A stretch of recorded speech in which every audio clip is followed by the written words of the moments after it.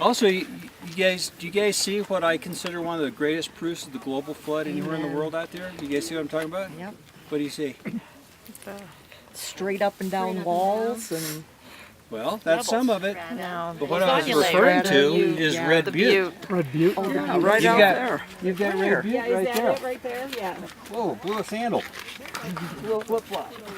So you can see Red Butte from right here, and you can see how those layers used to be above the rim, removed for tens of thousands of square miles, and it's pretty awesome proof. I think one thing that's got some folks confused is the elevations. You got to realize the elevations have nothing to do with the strata layers. Because right now we're on the Kaibab Limestone at 8,000 foot elevation. The Kaibab Limestone on the other side of the rim is 7,000 foot elevation. The Kaibab Limestone when you got off the river at Lee's Ferry today is 3,000 feet elevation. It was at 3,000 feet, but we're now on the upwarp at 8,000 feet. The whole area was uplifted. And remember last night as we were trying to page, I showed you, looked at the upwarp, and you go down, all of a sudden it's breached. Leaving behind Grand Canyon. Grand Canyon doesn't cut into the plain. It cuts through this upwarp, see?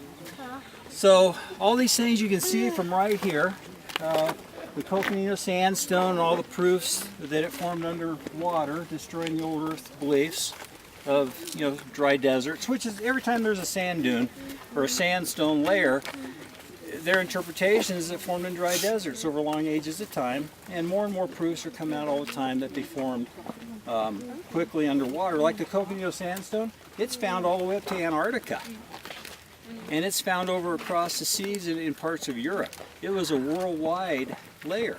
It didn't form in some regional desert condition. Doesn't make any sense.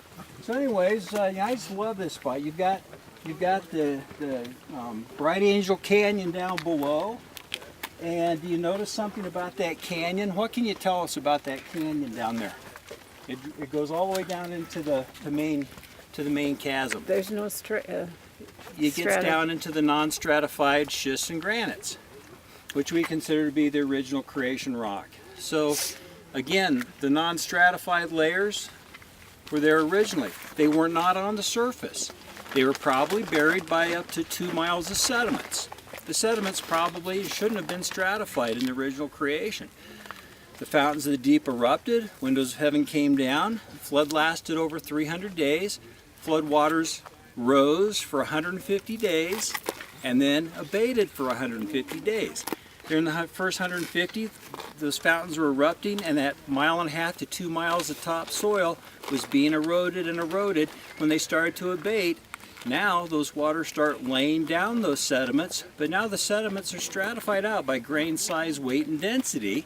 So they're separated. All the sand grains are together, and we get the Coconino sandstone. The shale layers are together. We get the Hermit Shale below the Coconino sandstone. The limestone grains are separated. But for some reason, sacralists think having limestone is a problem for a global flood. They say, oh, you couldn't get that much of the creatures that make limestone in such a short event. Actually, studies at various colleges, including Indiana State, show that in warm water conditions you can get massive blooms of algae and such. But remember, from the fall of man to the flood, they had about 1,700 years to build lime formations that would have then been torn up during the flood. The grains separated by grain size, weight, and density, brought them together, and then they were laid down in the global flood. So limestone isn't a problem for our site at all.